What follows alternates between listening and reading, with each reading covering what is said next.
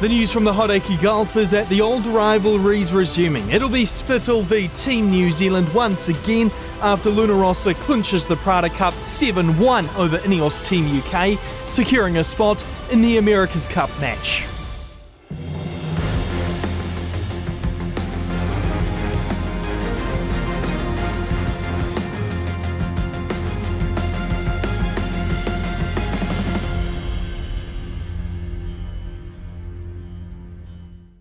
Kia ora everyone, welcome to Beyond the Cup, NZME's America's Cup video news show. Alex Chapman joined by world champion sailor Phil Robertson and AUT sailing professor Mark Orams. Well, Francesco Bruni, the Luna Rossa helmsman, said that it was fantastico. He said buonissimo, which is very good in Italian. A great day for Italy. Phil Robertson, how do you summarise that win for Luna Rossa? Yeah, obviously they're going to be pretty stoked, I would say, as being a brief summary, but like they're fast. The boat's good. The team's starting to gel a lot better and they're battle hardened, so they're going to be a strong package going forwards. Mark Orams, you predicted that it would be 2 wins most likely for Luna Rossa. What did you think about their overall performance though? Well, the first thing we do is say congratulations to Luna Rossa. They deserved to win the Prada Cup. They were the best team and they've developed their boat, continued to do that right throughout the series since actually boat 1. Their boat 1 was a really good, solid foundation for them to build from. All the other competitors looked at that boat and some of the features they put on it, and they started to copy them. Their boat 2 was the least radical. It was an evolution rather than a revolution, and they've continued to step forward time after time, week after week, right through this series. So they've been a very, very good team, very composed team. They've got a great boat, great crew, and a good all-round package, and deserved winners of the Prada Cup. Phil, what's made them so successful and so good and so dominant over an INEOS team that we kind of sat back and went, oh, actually, hang on, these guys might be in it? I think Mark probably touched on it, is the fact that they have kept developing, they've kept getting stronger, and from probably 4 months ago to now, it's a completely different team in terms of how fast that boat's going and how well the boat's being sailed as well. So skill of the sailors and credit to the sort of development coming from the designers and the shore team. So yeah, they're a strong package. And yeah, INEOS, you know, they probably didn't quite have the same ability. Their boat was probably a bit hindered from design decisions 3-4 years ago. And you know, that sort of round robin series where they dominated, they had their conditions. It was breezy, it was shifty, and they were slick in that stuff, and unfortunately those conditions didn't come again. It was just ruthless, wasn't it, Mark Orams? It's almost like at times, particularly in race 7, that you looked at Luna Rossa's textbook and that they'd read the test answers before even going into the exam, hadn't you? And then, you know, INEOS would go to option A and Luna Rossa would counter it, and then they'd go to option B and Luna Rossa would counter it, and then they'd go all through the 26 letters of the alphabet and they'd counter it. Yeah, they were very composed, and when they got in front, they did everything they needed to do. They shut down all the options, the passing options from the team behind. When they got the opportunity to stretch a little bit, they did that. So they sailed a very, very composed series. Even the race that they lost, I thought they actually sailed very well. They didn't make major mistakes. They kept it close. They took every opportunity that came their way. It's just INEOS gave them none. Whereas today's race, I thought Sir Ben Ainslie did what he needed to do in that last race. He really rolled the dice. He pushed the start. That penalty could have gone either way. It went in his favour, and so he got that first cross.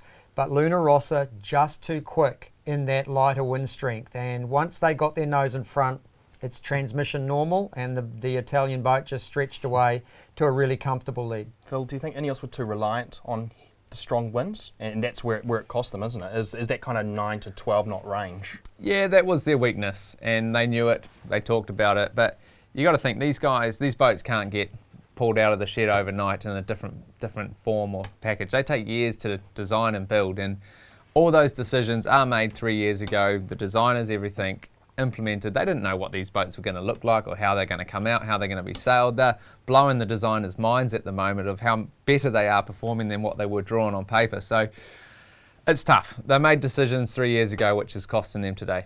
No doubt. There will be. Oh, you go, mate. Yeah, I think the other thing, Phil, on top of that is that because they were so off the pace in that pre-Christmas regatta, what INEOS were forced to do was to play every card they had in the shed, just to try and get back up to speed. as the round robin series started. Whereas Luna Rossa had the sort of luxury, if you like, where they were able to hold back a number of developments, new foils, new flaps, a new mast, a new mainsail. So they were able to continue with the stage rollout of their improvements. Whereas INEOS, because they were so bad pre-Christmas, they basically had to play every single card they had. And they did well in the round robins, but they didn't have anything left to play when it came to actually the finals. Yeah. Phil, how advantageous was the course as well?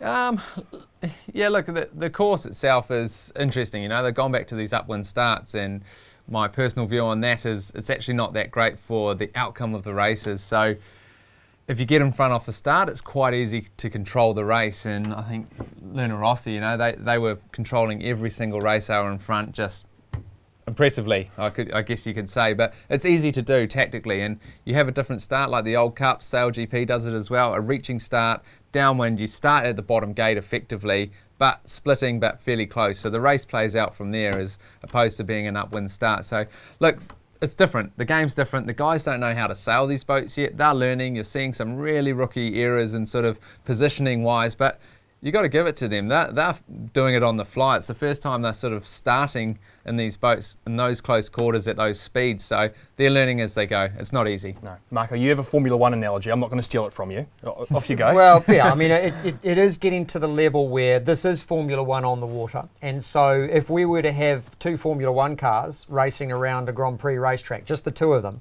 the fastest car is always going to dominate unless it breaks down or does something silly like, you know, takes a corner too fast and spins out or something.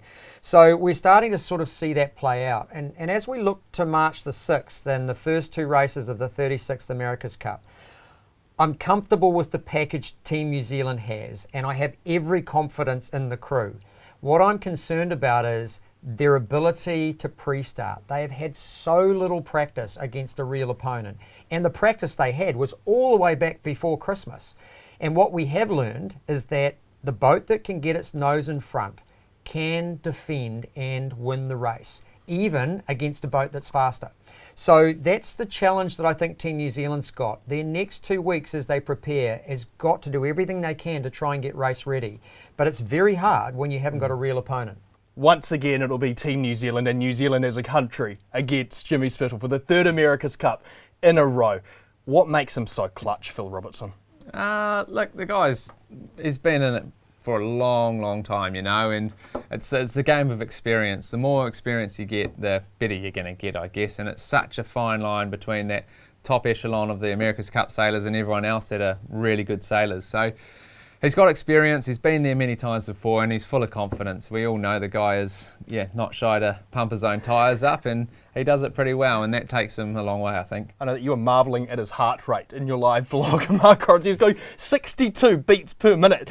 Imagine in a 100-kilometre-an-hour boat, a must-win potential race. You're at match point, and you're going at 1 beat a second. I know you love him as a character, don't you? Oh, I do. I have a huge amount of respect and time for Jimmy Spithill, even though I know a lot of New Zealanders he gets under their skin. But that's deliberate on his part. He's actually not like that as a person. Anybody who's sailed with him and been in a team with him actually says he's a really nice guy. But he is your sort of stereotypical Aussie battler, right? He loves to back himself. He loves to wind up his competitor and try and just find any little weakness he can. And in a match racing situation, you've got to back yourself. And the other thing that's great about Jimmy Spithill is he always backs his team. You'll hear him talk about that a lot. He never talks about himself and how good he is. He always says the boys sailed a great race.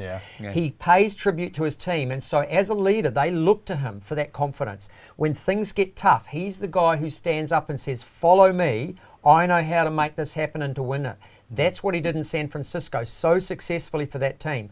So I just think that he's an enormously combative, enormously important leader for whatever team he's in. It's interesting when you think about this too. The Italian team Luna Rossa, the entire crew is Italians except for Jimmy Spithill, right? And so he's been a really good get for them for sure, but he's had to adjust to a different way of doing things and to be flexible too, not to impose himself too much, to share the helming duties with Francesco Bruni, to share the limelight. So he doesn't have a huge ego as you might expect. He's been happy to do that. to step into the background as well, to lead from behind as well as lead from in front. So I've been really impressed with the way Jimmy Spithill has performed as a team player for Luna Rossa in this particular America's Cup. He took a pay cut as well to join Luna Rossa, so clearly he noticed something there. I loved the moment afterwards where he was so serious and so stern and all about, no, we're not done yet. And Bruni's in the background jumping up and down and hugging everyone and they're high-fiving. It's a real comparison between the Australian and the Italian mentalities. It will be Luna Rossa against Team New Zealand. What are Peter Burling and co now thinking? Oh, they got to hit race mode. That's, I think, where they're going. The development game's probably coming to an end.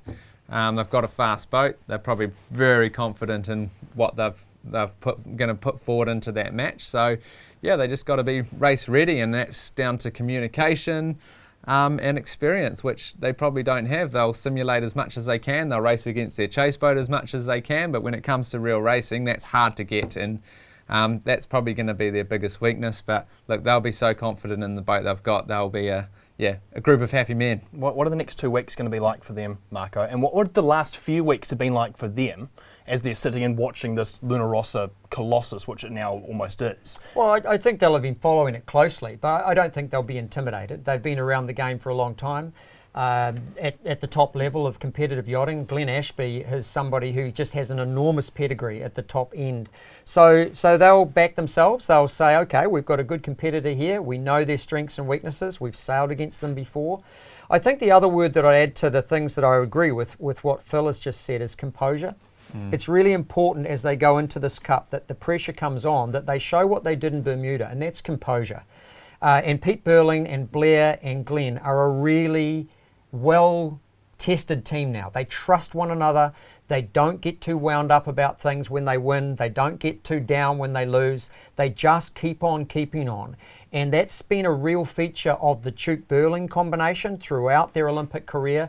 And Glenn Ashby is a very level-headed, experienced guy too. So those three people, the brains trust of Emirates Team New Zealand, they are the ones who are going to really have to guide a team that is really not well prepared from a race perspective, and to build their confidence through the early part of that regatta where they may drop a few, they may make a few mistakes, they may get a few penalties or even get behind on the count, but they have to have the long game. This is a best of 13 series, and they just keep stepping ahead, and don't let Jimmy Spithill get under your skin.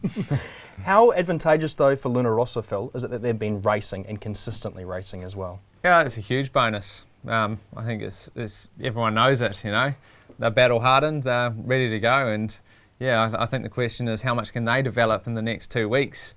They've got the racing side of it, so can they bring their speed up even more? And that's going to be the big question. So it is Luna Rossa, the champions of the Prada Cup for the 36th edition of the America's Cup, beating INEOS Team UK 7 races to 1, even that one which INEOS managed to get on the board. It wasn't by any means comprehensive. This has been a dominant performance from Luna Rossa.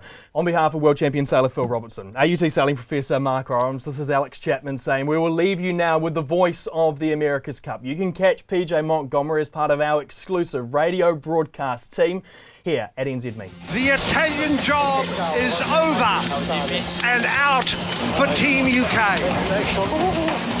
For the challengers to win the America's Cup, first win the Prada Cup. And Luna Rossa has just won the Prada Cup and the right to challenge Emirates Team New Zealand in the match for the 36th America's Cup starting 6 March 2021.